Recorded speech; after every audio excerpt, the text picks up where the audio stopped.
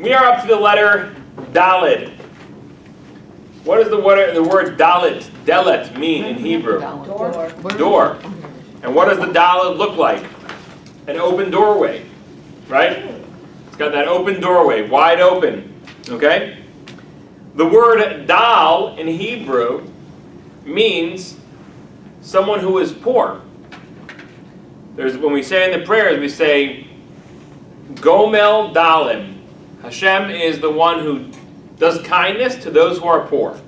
So the word Dal means someone poor, and someone poor is frequently knocking on the door. There we go, it even rhymes. Okay, so the person who has nothing is frequently at the delet, at the door. Now what's fascinating is, in the Hebrew alphabet, the Gimel, which we said last week, has to do with Gemilut Chasadim and doing acts of kindness. Okay? The Gimel, which is right here, leads into the Dalet. Where is the Gimel facing? To the Dalet.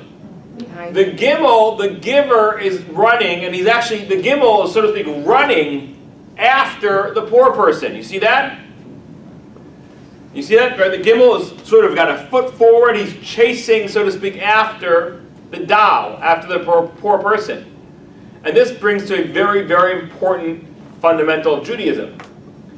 That we believe that when there's an act of charity, when someone's giving someone charity, last night, unfortunately, I had two people come to my house. One of them was collecting for an organization that gives out packages every single week, a couple hundred packages, and around the holidays even more, filled with food to people in their neighborhood. I mean, it's an amazing thing. In Israel, I said to the guy, I said, I don't understand. I said, so many people have come to me that prepare packages to give to people on Thursday for Shabbos. He says, listen, he says, in Israel, almost every neighborhood needs it. Almost every neighborhood needs their own. When we think of Israel, when we think of the startup nation and all this technology, and Intel and Google and Amazon, and they're all there. And we think of Waze, which, the app, the GPS app that sold for $1.3 billion to Google. The reality, though, in Israel is that if we think there's a poverty gap here in America, which there is, there's a very high level of income inequality in America. In Israel, the income inequality is far greater. You have a lot of people who are very successful in the world of high tech, and they may be selling their companies for $50 million, $100 million, $1 billion. How many employees are in those companies? 30 employees, and maybe they have investors. So when Waze sold to Google for $1.3 billion, it made, let's say, 30 Israelis very rich.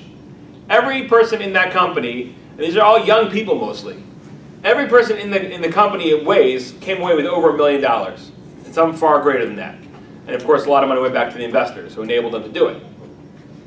But there are many people in Israel who literally cannot afford formula for their children. There is very high levels of malnutrition in children because the mothers are watering down the formula. They cannot afford formula. I know of an organization that all they do is just make sure that women have enough formula. So in Israel, anyway, so yesterday at my house, there was two gentlemen there. One was collecting for his organization that gives out all these packages, and there's all these pictures of the whole process, packaging, and creating. And another one was collecting for himself. His own family. He had helped out a family member, and he had signed for his family member's loan and whatever it was, and things went bad. And look, your sibling asks you to help you be able to buy a house or something, and it went bad, and he's in debt, and they're garnishing his wages, and it's incredibly embarrassing for him. Incredibly embarrassing. The first guy that I described, he's a professional fundraiser, meaning he started an organization. If you're going to start an organization, you better be comfortable with asking people for money. And by the way, you generally should be believing that when you're asking people for money, you're doing them a favor because you're giving them the opportunity to buy into an amazing organization. That's how you'll be successful as a fundraiser. If you truly believe that the opportunity that you're offering people is an amazing opportunity for them. The other guy had never come to America to collect money before.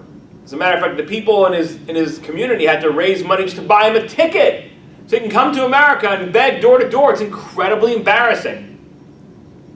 So much so that he told me, the other guy told me, that sometimes they'll be in a synagogue and the more professional fundraiser will, at the end of a service, will say, make a clap on the, oops, whoa, spilled some water there. At the end of the services, he'll clap and he'll say, listen, this gentleman is here with great needs.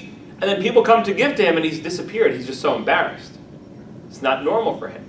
It's not normal for anybody to have to go door to door. It's very, very challenging. The job of the Gomel Chesed, of the kind person, is to run after the poor person. Make him feel like he's desired. Not make him feel like he's a bother. But to make him feel like, oh, thank you. I was just looking for somebody I can give some charity to. Hashem just hooked me up. Thank God, a business deal went through, or whatever it is. My kid was sick and he got better. I was looking for somebody, can I give you some money?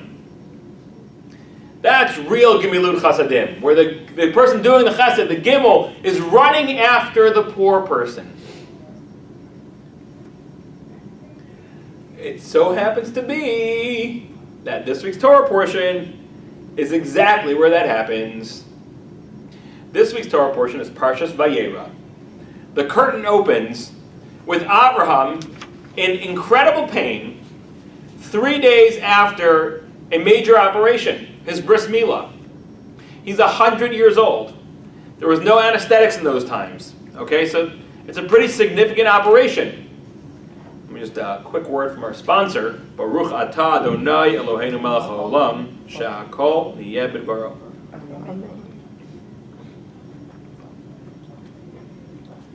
And the Torah says, V'hu yoshev Pesach ha'ohel kechom hayom. Where is Abraham? Abraham, as you can see it in source number 6, God appeared to him, to Abraham, in the groves of Mamre, and he was sitting at the door of his tent in the heat of the day. Why is the Torah telling you where in the house he was, right? Meaning, there's not many other verses that say, and God spoke to Joshua and he was reclining on an ottoman in the living room. Or, and God came to Jacob, and Jacob was pacing furiously in the hallway. It seems strange. The Torah is telling you that Abraham is sitting at the doorway to his tent. Who cares where in his house he's sitting? We got to have some kind of divine GPS telling you where everybody's sitting in their house? No, the sages explain, why was Abraham sitting at the door of his tent? Because he's scanning the roads. Is there somebody that's going to pass by that I can go and help? And look what happens. He lifted his eyes and saw, and behold, 3 men were standing before him.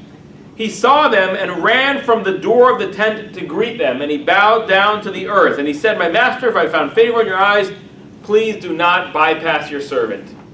Abraham runs out to the 3 travelers, idol worshippers, mind you, not people of his own faith.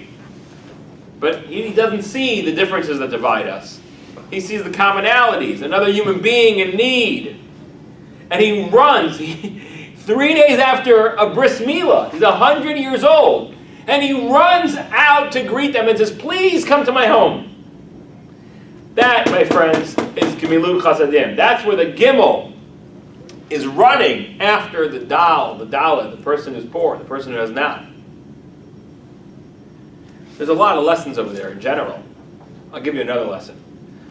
Just because we're probably not going to make it past Dalet anyway today. Abraham is having a visit from God.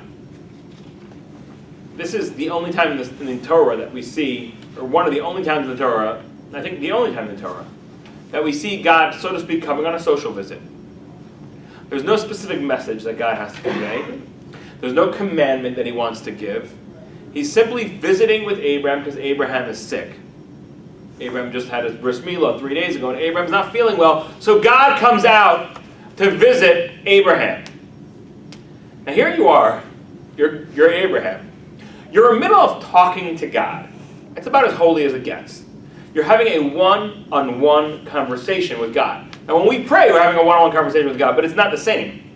Right? It's not like God is literally conversing with us back and forth. And then, in the middle of this, Abraham sees 3 idol worshippers walking. He's like, you know what? Even look at the language. He said, "My master, if I have found favor in your eyes, please do not bypass your servant." There's two opinions on who that's being spoken to. According to one opinion, he was speaking to the leader of the three people, saying, "Hey, please, you're the leader, you're the one who's standing in the front. Please don't bypass your servant's house. Let me come into my house and help, and let me give you some food." According to another opinion, Abraham said to God, "My master, if I found favor in your eyes, please don't bypass your servant. I got to go take care of these guests, but please don't leave. I was really enjoying this visit." Can you imagine that? You're talking to God! You're talking to God. He came to visit you. And there's three idol worshippers passing by, and you say, "You know what, God? The conversation was great. Please don't leave, but I got to go take care of these guys." What the deal is. What the deal is. So the sages explain an amazing idea. The only thing greater than communicating with the divine is being divine. And when we go out of our way to help another person, to sustain, to support, to ennoble, to aid another person, we are being divine. God is the ultimate sustainer, supporter, aid to all of us. And when we go out and help somebody else and act in a way of kindness, of gemilut chasadim, we are being divine. If you want to know what it feels like to be like God, go find something amazing to do. You know, I heard there's this guy, Martin Seligman. He's one of the founders of positive psychology, and he described this experience he had. He went one day to the post office, and they had just changed the postage price. So you know the price changed from 34 cents to 35 cents, which is a real pain because everybody has 34-cent stamps. What do they got to do now? They got to go to the post office and buy 1-cent stamps. So he gets to the post office, and there's a line. There's a line, and there's always a line at the post office. I don't know why. We live in the 21st century. They can't figure out how to automate that stuff, but whatever it is. There's a line out the door, and people are sitting there. They're waiting half hour, 45 minutes to buy 1-penny stamps. So when he gets to the front, he says, "You know what? Here's what he does. Beautiful. He gave him like $30, and he bought like 3,000 1-cent stamps. $20, and he bought 2,000 1-cent stamps. And he just started walking outside, just handing sheets of 1-cent stamps to everybody. And the appreciation people had to him. Think about it. They don't have to wait online now for 30 minutes to get a couple 1-cent stamps. What did it cost him? $20. But he lit up the faces and the lives of a whole line of people. And he said that it was one of the most empowering and meaningful moments in his life. You know why? Because for a moment he got to experience what it's like to be divine. Avram is speaking to God, and that's amazing and great. But the only thing better than speaking to God is being like God. And he says to God, "Please stay. I want to come back to this conversation. I don't want to lose this privilege. But right now, you've sent me an even greater privilege." So that is sort of the gemilut chasadim, the incredible kindness of Abraham. And if you notice, by the way, let's read further. Okay? Now I'm gonna, wherever I have italics, I'm gonna read it out. I'm gonna emphasize it. He saw them and ran from the door of the tent to greet them, and he bowed to the earth and he said, "My master, if I have found favor in your eyes, please do not bypass your servant. Let a bit of water be brought and wash your feet. Rest yourselves under the tree. I'll get bread and you'll sustain your hearts. Afterwards you'll continue on your way, because it is for this reason that you have passed by your servant." So he says to the travelers, "Look, you're passed by my way. You're probably passed by my way so that I can help you out. Come in, I'll give you some bread, you'll wash your feet, you'll relax, I'll get you something to drink." They said, "Fine, do as you have said." Avram hurried to Sarah's tent and said, "Hurry, take 3 measures of the finest flour, knead it and make cake rolls." Avram ran to the cattle and took a tender choice calf. He gave it to the lad and hurried to prepare it. He took the butter, milk, and calf he had prepared and set it before them. He stood over them under the tree, and they ate. Notice how many times it talks about hurrying and running and hurry, ran, hurry. Because when you're enthused about a mitzvah, you run to do it. Excited. When you are excited to go shopping for a new diamond bracelet, you get out of your car, you're almost running to the tappers, and you park over there in the parking lot, and you're like hurrying. You're excited. It's awesome. It's amazing. When I was younger, I used to get up at 3 o'clock in the morning. 3 o'clock in the morning, load up my car with my snowboard gear, drive from New York to Vermont, get there around 8 o'clock in the morning, daven, eat a quick breakfast, be on the slopes by 9 o'clock in the first runs, snowboard all day, and drive right back home. I had all the energy in the world. And I'd get up at 3 o'clock in the morning. I wasn't tired because I loved what I was doing. So the real master of kindness is the one who's running for opportunities to do kindness. If you want to be a proper gimel, you've got to be reaching to the dalet, not waiting for the dalet to come to you. Okay.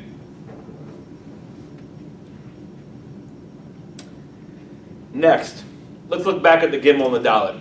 So the gimel is the giver. The dalet is the poor person. Now the gimel is facing the dalet. Where is the dalet facing? Away. Right? The gimel is facing the dalet. The dalet is facing away. What's the idea here? The idea here is that the proper way to give is with anonymity. So that the poor person does not have to know who's giving to him, which will make him embarrassed. The Talmud tells an incredible story. The Talmud tells of a great rabbi whose name was Mar Ukva. And there was a family that had fallen on hard times in his neighborhood. So every day, on the way home from synagogue, from the study hall, from the Torah study hall, Mar Ukva would go by that person's house, and he would take a little satchel with 4 coins in it, and he would throw it into the socket of their door, right? Because today our sockets are very clean. In those days, you had a kind of a big round socket, and there would be a pole where the door would swivel on, but there would be space there. And he would throw it into the socket of the door, knock, and run away. And every day they would come, and they would see there was money for them to be able to make it through the day. But they never knew who their mysterious benefactor was. And that's the way Mar Ukva wanted it to be. It's embarrassing if you know the rabbi is dropping off money at your door every week. It's uncomfortable. It's bad enough that you have to get charity. It's worse if you know who's giving it to you, right? One day, the Talmud tells us, Mar Ukva's wife was finished with whatever she was taking care of. And she said, you know what? I'm finished. I got some extra time. Why don't I go to the study hall? I'll walk my husband home. So, great. Mar Ukva comes out of the study hall, and there's his wife. Just here to walk you home, honey. Oh, that's so beautiful. Let's take a nice stroll. They're walking back home, and they get to this house. But it so happens that day, the people in the house decided, that's it. I'm going to figure out who's giving me all this money. I want to know who my benefactor is. So the people inside the house are primed and ready. And as soon as they hear the money being inserted into the socket of the door, they start running towards the door. Now Mar Ukva and his wife hear that. They're like, oh no, we better get out of here, right? We don't want them to know. It's going to be so embarrassing if they know the rabbi of the synagogue is dropping off money for them every day. So they start running away. But this guy's giving chase. He's running after them. It's like one of these scenes, they're running through the alleys, and finally they run into a building. Oh! There's no way out. Uh-oh. He's going to be on them in a moment. He's going to find them, and he's going to be so embarrassed. In that building was an oven. Now, the oven did not have a fire burning in it, but it had a fire burning in it not long before, which means the stone inside of the oven was still quite hot. And Mar Ukva and his wife jumped into the oven and closed it. This way the guy's never going to look in the oven. And this way they would save the guy from the embarrassment of knowing who his benefactors were. And the guy comes in, he looks around, and he sees nobody, and he walks away. And he didn't discover who it was. Now, in the oven, it's fascinating. The Talmud says that in the oven, Mar Ukva's feet started really getting burned. And his wife's like, I can't, my feet are getting burned. She says, step on my feet. My feet are not getting burned. Okay? So he stepped on her feet. They're sitting there in the oven. You can imagine. He's standing on her feet. She's standing on the oven floor. The guy comes, the guy goes. Okay, they walk out. Baruch Hashem, they just worked really hard to preserve the dignity of this person who would be doubly embarrassed if he knew who his benefactor was. It was bad enough he has to take charity. It would be doubly embarrassing if he knew it was the rabbi giving him charity every day. As they're walking out, Baruch was a little bothered. He says to his wife, "Why is it that your feet did not get burnt and my feet got burnt? Are you any holier than me?" Meaning, like, what merit do you have? What merit do you have that I don't have, that your feet were protected from the fire, from the hot burning, the hot stones, and my feet were not protected? Listen to what his wife said. What an insightful idea. His wife said, "The difference between me and you is that you give money to a poor person. When they come to my house, I give them a loaf of bread. I invite them in for a meal. So while you give them money, they can't eat the money. They got to go use the money. They got to go to the store and go buy a loaf of bread. I give them direct benefit immediately. And in that merit, my feet stayed cool while yours were burning." Isn't that fascinating? It also teaches us also another thing about charity. It teaches us the incredible importance of protecting the anonymity of the person who's receiving. And that's why, again, the Dalet is facing away from the Gimel. The Dalet is not seeing the person who's giving to him. But also the idea that when we give charity with something that's more direct, it's a higher level of charity. Money is a nice thing to give for charity. It's amazing, but even at higher levels, when we give something where the benefit is immediate and readily consumed. And that could be something even as simple as a conversation. Right? Sometimes a conversation is the greatest act of kindness you can do for someone. It doesn't cost you anything, but is readily and very quickly appreciated and makes a difference in someone's life immediately, on the spot. They could be in a really bad mood, you call them up, cheer them up, and they're lifted, Okay. In the temple, there was a chamber called Lishkas HaChashoim, which sort of means almost like the chamber of secrets. And the way this chamber worked was, anybody could go in. And it was a chamber with money in it. If you were poor, you took money. If you were rich, you left money. And no one ever knew who was what. Which is why it was called the Chamber of Secrets.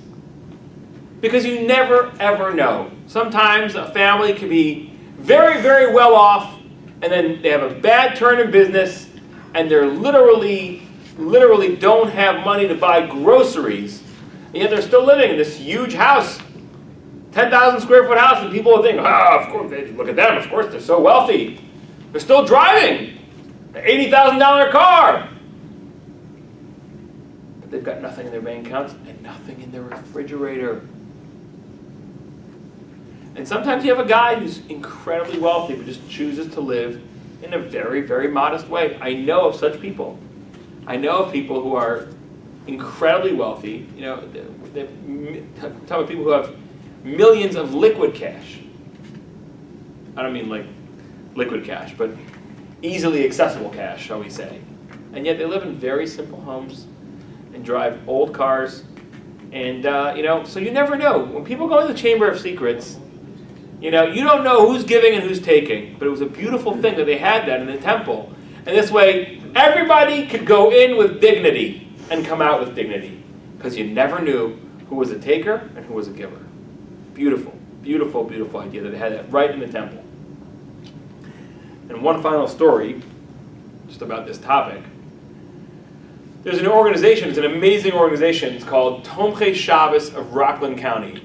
There are organizations called Tomchei Shabbos all around the world. Tomchei Shabbos just means those who support Shabbos. And usually an organization that's called Tomchei Shabbos supports Shabbos by delivering usually packages of food to those who are in need to enable them to celebrate Shabbos. Now this organization called Tomchei Shabbos of Rockland County is amazing. They deliver probably 1,000 baskets. I don't know what the number is, but each week they're delivering, for sure, very high numbers of hundreds, could be thousands, or 1,000, whatever the number is.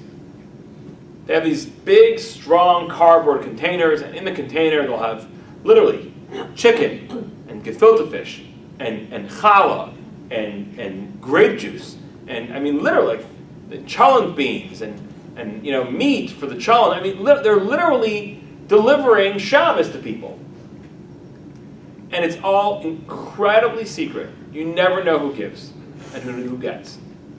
A friend of mine's father has been delivering for them for 35 years. One Thursday night, about 35 years ago, he got a phone call from a friend and said, "Hey Norm, what are you doing? What are you doing Thursday this week?" He's like, "I don't know, drink a beer, watch the game." He's like, "Why don't you come out with me?" He's like, "Where are we going?" He's like, "Trust me, just trust me." And his friend took him out, and he said, "Come, let's load up. Where are we going?" And they go to this gym, and in the gym you have hundreds of volunteers packing all the boxes, and then they get a route, and the route just says 3782 Glengarry Road, or whatever it is. And they go to that house, they take a big box out of the back, they put it on the front door or the back door if the back door is easily accessible, and they knock and run away. And Nachum Deutsch, did this 35 years ago. Someone introduced it to him, and ever since then he's been so enamored by this amazing activity that he does it every single week. If you think about the numbers, let's say he delivers 20 packages a week, 50 weeks a year, times 30, right? 20 times 50 is 1,000, times 30, 30,000 packages that he delivered. 35 maybe, he's doing it for 35 years. Unreal. And who gets credit for every one of those packages? That guy who originally said, "Hey Norm, what are you doing this Thursday night?" Obviously Norm gets the credit, but whoever brought him into that gets a little bit of that credit. It's an amazing thing. Think about it. Sometimes the greatest kindness you can do is introducing someone else to the kindness that you do and getting them enthused. If you look at the story of Abraham, back to the story of Abraham, but what did Abraham do? Abraham hurried to Sarah's tent and said, "Hurry, take 3 measures of the finest flour and knead it and make cake rolls." Abram ran to the cattle and took a tender choice calf. He gave it to the lad. Who was the lad? His son, Ishmael. Now, Abram was a very wealthy man. Very wealthy man. He probably had hundreds, dozens of servants. He could have easily said, "Jeeves, prepare the cake rolls and bring tender choice calf for the guests." And Jeeves and multiple Jeeves would have scurried off to do it. No, that's not what Avram does. I got the opportunity to do chesed. I want to involve my wife and kids. I want to show them the beauty of what I do. I want to get them involved. When people come to my house, last night, we talked about 2 people came to my house, right? So when people come to my house, I right away offer them a drink. If they say yes, do I get the drink myself? No. I have my daughters bring the drink. Why? I want my daughters to be physically involved. I want them to get the pleasure of doing an act of kindness. Last night, we asked them, what else can we get you? Can I get you a can of soda for the road? Can I get you, so one said, yeah, if you have diet, he was diabetic. If you have diet soda, he said, yeah, definitely have diet soda. And the other one said he'll take a fruit. So I told my daughter, I said, Shifra, please go get a Diet Coke. We have some cans downstairs in the basement. We're not a big soda drinker family. And get a Honeycrisp apple for this gentleman. So my daughter comes back, and she's got a can of Cherry Coke Zero in one hand, and a Honeycrisp apple, beautiful Honeycrisp apple, and a paper towel she just washed off in the other hand, and a smile on her face from here to Texas. And then once the one guy saw, the guy who got the can of soda, he saw the Honeycrisp apple, and I started waxing poetic about how amazing Honeycrisp apples are. So I could see the other guy kind of I'm like, let's get one for you too. I called back my daughter. Another opportunity. First she brought them drinks, then she got the can of soda and the Honeycrisp apple, and she came back with another Honeycrisp apple. She was delighted. Sometimes the greatest kindness that you can do is involve others in your kindness. Abraham says to his wife, look, we have this amazing opportunity. Let's make some cake for the guests. Let's go get his son, Ishmael. Let's prepare the tender choice calf for the guests. He didn't let his servants do it. No. Not when there's chesed involved. I want to involve my children. I want to get them used to that. I want to get them hooked. Just like that guy got Norman Deutsch hooked on delivering food packages, and he's delivered over 30,000 food packages since then. And it's been such an amazing driving force in his life. He gets so much pleasure out of his Thursday night ritual of going to pick up the package and deliver them. It's one of the highlights of his week. Sometimes the greatest kindness that we can do is involve another person in our kindness. If we volunteer at the book fair, or we volunteer at the soup kitchen, or we volunteer at Yad Ezra, or we volunteer to go visit people, wherever it is, at, Fleischmann's or whatever, bring a friend along. Get somebody else hooked. You'll get paid out dividends forever and ever. Okay. Oh, back to Tomchei Shabbos of Rockland County. Tomchei Shabbos of Rockland County it's an amazing organization. And one time, there was a guy who comes to them, a very wealthy guy, comes to them and he says, listen, he says, he makes an appointment to sit down with the head of the organization. He sits down, and the head of the organization says, so good to see you, Mr. Smith. You've always been such a good supporter of ours. We really appreciate it. And what can I do for you? He says, I've been thinking. I think it's time for me to up my donation. You guys do amazing work here, and I want to really, if I've given $10,000 a year until now, maybe it's time for me to give, $50,000. You guys do tremendous work. He says, but to be honest with you, and I know you guys are ethical and amazing, but you can never be too sure, and there's always scandals and fraud. I just want you to show me your books. I want to make sure that you're actually, delivering packages and not just taking the money. I mean, I know you can deliver some packages, obviously, because I've been to your operation on Thursday night, and I see, but you're taking in all this money, and I want to make sure that all the money is going from your organization to the people, and not like, yes, you deliver 1,000 packages, but you raise enough money for 2,000 people. This guy says, I'm sorry, Mr. Smith. We don't show our books to anybody. It's anonymous. People are receiving charitable, contributions. We don't want anybody to know about that. He says, yeah, I know. I know that you're doing charitable contributions, but I'm a regular supporter. I've been for years. And I'm ready to really significantly up my donation. I just need to know that you guys are 100% ethical and honest. And I just need to see the books. He says, I'm sorry, sir. We can't do that. No one can see our books. He says, look, I'll give you $100,000. $100,000. Someone's got to check besides you. Someone's got to be a checks and balances for you. I need to see those books. The guy says, look, we could really use the $100,000. And we deeply appreciate it, but there's just no way. We don't show our books to anybody. The man says, look, I'll make a final offer. $180,000. I'm willing to contribute to our organization. You guys do amazing work, but I need to see those books. And the guy says, I'm so sorry, and I really hope you'll continue to donate to us generously, but there's just no way. It's not, you can offer me $1 million, it's not happening. And Mr. Smith says to the guy, okay, thank you very much. He says, now that I know how you operate, I would like you to start delivering packages to me. He said, I lost everything. Nobody knows about it. Not in the community, not even my family. And we would be horrified if people found out. And I wanted to make sure, before I asked you for these donations, I wanted to make sure that the anonymity that you guys would keep for my sake would be ironclad. Isn't that an amazing story? Mm-hmm. Amazing story. And the guy was giving $10,000 a year, whatever it was, every year until then. He really was a very wealthy guy. But somehow the wheel of fortune just turned against him. The goggle.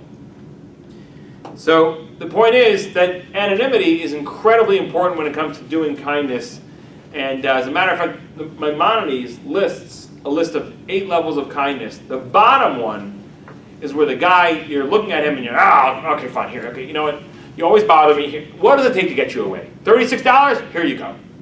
I've had somebody, now I almost never raise money. I don't really raise money because, I don't know, I just don't raise, I mean, once in a while. Now, when I do raise money, I usually feel like I'm doing someone a favor. Like I remember one time, for example, partners, we needed a new CD maker.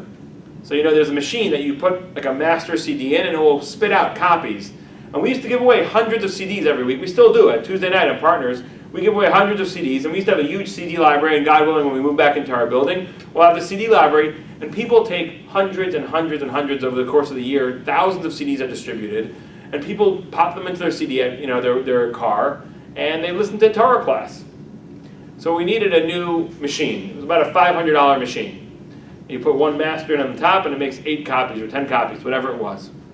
So I went to somebody and I said, I'm going to offer you the opportunity of a lifetime. Right? We need a CD duplicator for Partners. It's going to produce thousands of CDs that people are going to listen to and gain inspiration from. But it costs $500. Would you like to sponsor that mitzvah? And I really believed. I was offering him the deal of a lifetime. What's he going to give me? $500. That's amazing, but it's just money. What does he get? The merit of thousands of hours of Torah study. Woo! I wish I had the money myself at the time. Because I know where I would have invested that money. But I remember one time I came to somebody I forgot what I was collecting for. He's like, all right, what's it going to cost for you to leave me alone? I said, $180. He says, done. Okay? Not a comfortable feeling. That's the lowest level of charity. When you know there's no anonymity. Well, I wasn't collecting for myself, but when there's no anonymity and you treat the guy poorly. But then as you go up, there's different levels of anonymity. There's where I know who I'm giving to, but the person doesn't know who they're getting from. Like that's Mar Ukva, right? Mar Ukva he knew who he was giving to. He was putting it in this man's doorstep every day, but the man didn't know who he was getting it for. Then there's another level of anonymity, where I don't know who I'm giving it to, but the people who get it know who they're getting it from. There was another rabbi, I think it's Rabbi Burnham, I think it was. I don't remember exactly what his name was. It was one of the Talmudic sages. He was a wealthy man. And on his way home from work every day, he would walk home and he would just toss casually over his shoulder like little money bags. And all the poor people would be able to come and get it. Now, he never knew who he gave to, but they knew who they got from. So again, that's a hybrid of anonymity. You have total unanonymity, right? Like the guy yesterday who came to my house, and unfortunately had to ask me directly for money. It was so embarrassing. I tried so hard to make him feel comfortable. But you could tell it was just something he was unaccustomed to it. He had never done it before, and it was just really, really challenging for him. Then you have second level, that's total no anonymity. Then there's 2 hybrid anonymities, where the guy knows who he's giving to, but the people don't know who they're getting from. And the next level of hybrid is where the guy knows who, the people who get know who they're getting from, but the guy who's giving it has no idea who he's giving it to. And then lastly is double-blind anonymity, where I give it to a rabbi or whatever it is, and he distributes to the people. I have no idea who it's going to, and they have no idea who it's coming from. That's the highest level of charity in that sense. The only higher level of charity than that is when you help somebody get a job, you give them a loan to get their business started, to help them that they should not need charity. That's the highest level of charity, right? Giving somebody a job or helping them start a business so that they don't need to take charity. That's the highest level of charity, actually. Okay.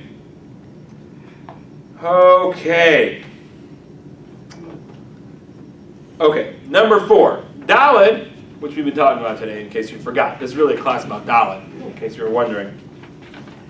Daled is the number 4. The number 4 represents sort of the 4 flat-line physical dimensions of the world, right?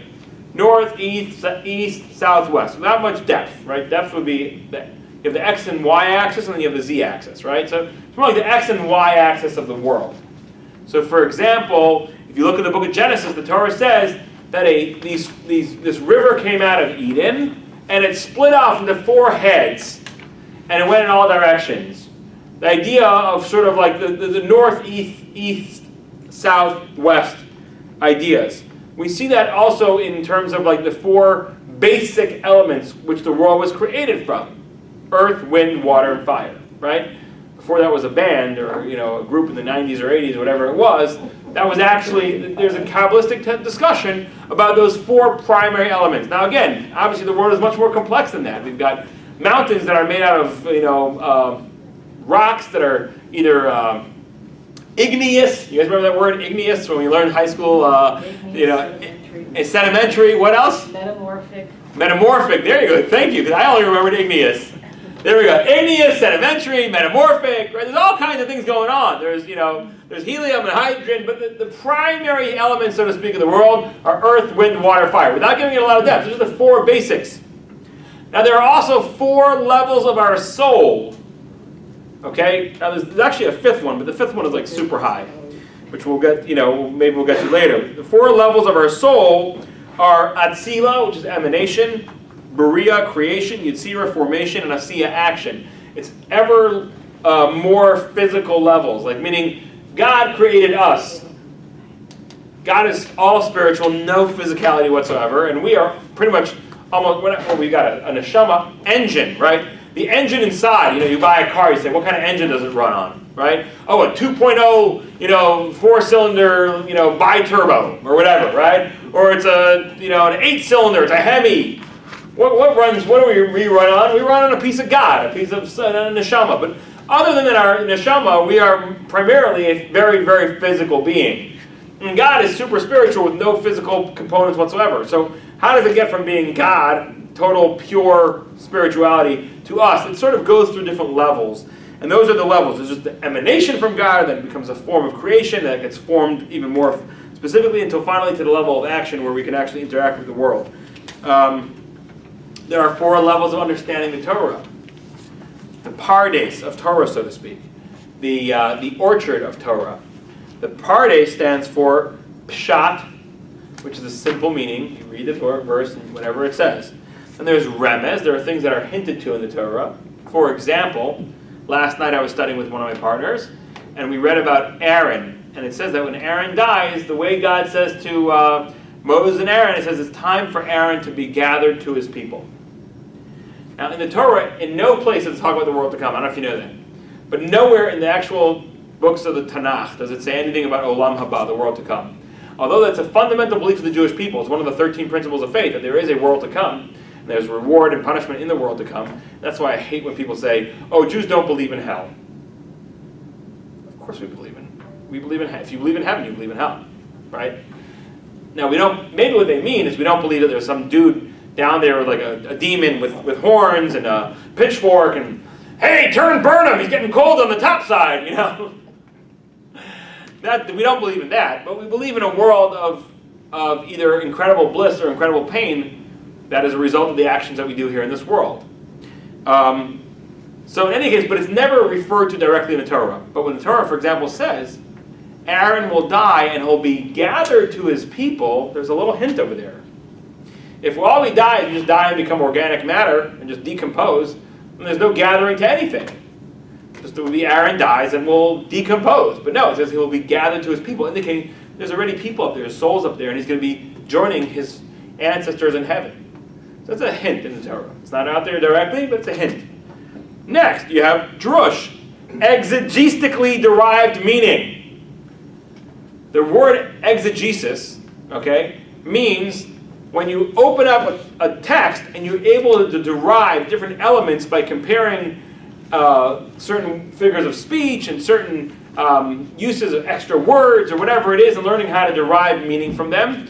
A friend of mine used to jog with a t-shirt that said, Jews for exegesis. And then last is sod, the hidden meaning. The hidden meaning behind the Torah, what we would call Kabbalah. Now Kabbalah is not called sod, which means secret, because it's shh, don't tell anybody. But if you pay $200 and you go to the Kabbalah Center seminar, you might just find out about some of those secrets. Which is unfortunately the way it's peddled today, right? The Kabbalah Center is a cult. It's horrific what they do. Besides the fact that they just steal people's money, there's all kinds of issues with the family. I mean, it's just, the whole thing is a disaster. And what does it mean when we talk about the hidden Torah, the secret Torah? It's not a secret that you cannot tell, and then people go ahead and tell it. Like HBO will sometimes have a special where like these magicians will tell all, right? For example, You guys probably don't know this, but when they have those magic shows where they cut a woman in half, you know what I'm talking about? They're not actually cutting a woman in half. Believe it or not, there's two super flexible women. One's got her feet out this way, and one's got her, when they put her into the box, she's folding her feet up, a contortionist, and they're not cutting two people apart. I mean, one person apart. It's amazing. Who knew? But then they have all kinds of tricks that HBO will do these shows or whatever where the magicians come and they tell all their secrets, and the rest of the magicians are really angry at them. What are you guys doing? You're giving away our secrets. What have we been guarding these magicians' secrets for hundreds of years, and you're selling out to HBO for $1 million? You're going to ruin all of our business. They get very angry. In Judaism, the secrets of Kabbalah are not secrets because you're not supposed to say, but if you pay $200, you'll find somebody willing to explain them to you. No. The secrets of Kabbalah, the reason why I have a world of Torah called Sod, which means the secrets, the hidden meanings, it's not because you shouldn't say it, it's because you can't say it. What do I mean by that? What is love? What is love? Anybody want to try to explain it? Anybody? Feeling. A feeling? I don't know, hate is a feeling too, right? What? A special feeling of connectedness. A special feeling of connectedness, okay. Is that it? That's love? And care for the other person. And care. Okay, so it's connectedness and care. That's love? Part of it. Part of it. So what's love? Tell me more. It's a trick. It's a trick question. Yes. You can't do it. You can't really explain love. It's a feeling, right? At the end of the day, I can sit here all day long trying to explain what it's connectedness, it's caring, it's a sense of mutual understanding, it's communication. We can go here all day long and explain what love is, and we won't be done. Now, the words "I love you," are they powerful words? They can be. So here, on one side of the spectrum, you have some guy who's at a club in Manhattan on a Saturday night. It is now 3 o'clock in the morning, and this guy has already ingested copious amounts of alcohol. He's drinking Jello shots. He's drinking tons of alcohol, and he sees this girl at the bar, and she's a pretty girl, or at least that's what he thinks. He's got a lot of alcohol, and he doesn't even know. And he just walks over and he's like, "I love you." Okay, he says, "I love you," and he actually says that. He uses those words. What does it mean in that case? Nothing. It means nothing. It means I have no respect for you. I don't care about you. All I care about is myself. And in my blasted state of drunkenness, I think somehow that by me telling you I love you, it's going to make it like you're going to be very warm to me, which is obviously not going to happen. Now, on the other end of the spectrum, you have a couple that's married for 50 years. They have their 50th wedding anniversary, and their whole family comes in, and they rent a little hall, and they got the friends and the cousins and the grandchildren and the children, and it's amazing. And at the end, and they got some music playing. There's first eating, and then there's dancing. And then at the end, the kids they excuse themselves one at a time. They got to go put the grandkids to bed or whatever. And before you know it, it's just her and him in the room, and the people cleaning around the edges. And the music is playing. It's playing some of their favorite Frank Sinatra songs or whatever it is. And he looks at her and says, "Can I have this last dance?" And she says, "Certainly." And they go out onto the dance floor, and they're dancing. After 50 years of marriage, this beautiful, beautiful wedding anniversary, and in the middle of the song, in between the songs, he looks at her eyes and he says deeply, "I love you." Does it mean anything there? Huh. You could not even put into words, for all the money in the world, what that means. And for each person it will be different. The words "I love you" are like the secret. It's not that, shh, don't tell anybody. It's you can't tell anybody. If I use the words, but not in the right context, they mean nothing. If I don't have the loving relationship to back those words, the words mean nothing. It's only if I have the experience and the knowledge, and then I use the words It just sort of redirects our attention to something that we already feel and already know. The same thing goes for Kabbalah and the Torah of Sod, the hidden Torah, the secret Torah, so to speak. If you don't know the Torah, you have no background in Torah, you're Madonna, whose life was not exactly marked by great displays of public virtue. And then you decide to get on a Kabbalah kick. And someone will stand to you and start reading to you, Ana Bekoach, oh great holy one, and start using all kinds of incantations. It's total gibberish to you. It means nothing. You don't even know what God's different names mean. You've got nothing from nothing from nothing. But you feel spiritual, and you light a candle, and you make some namaste poses, and you tattoo God's name onto your back, and you feel very spiritual. You talk about it on talk shows, how you're a very spiritual person, despite the fact that your actions on the outside are totally not in sync with that. It's absurdity. That's like a drunk guy in the bar saying, I love you. But if you studied Torah your whole life, and you live the Torah lifestyle, and you know all the knowledge, and then someone says, oh, by the way, put these words together, and suddenly, oh, wow, that's amazing. That's incredible, such depth, such beauty. I knew it was there, and those words kind of just focused me in on it. Oh, amazing. So the Torah of Sod, the hidden Torah, remember we're doing, this class has really been about the letter Daled. The letter Daled is the number 4, which represents always the 4 basic elements of anything. North, east, south, west, the 4 basic elements of the soul, the 4 basic elements of the Torah. It's important to know, and when we talk about this hidden Torah, the most ethereal Torah, it's not something that can be bought at the Kabbalah Center. It's something that can be acquired after years and years of hard work. And God willing, we should all get to a place where we appreciate all 4 levels of the Torah, and we should become incredible Gomel Dalim, people who do good to the kind by running after opportunities to doing kindness, by trying to keep it anonymous. And may you all have an amazing week. Thank you. We covered 1 letter today.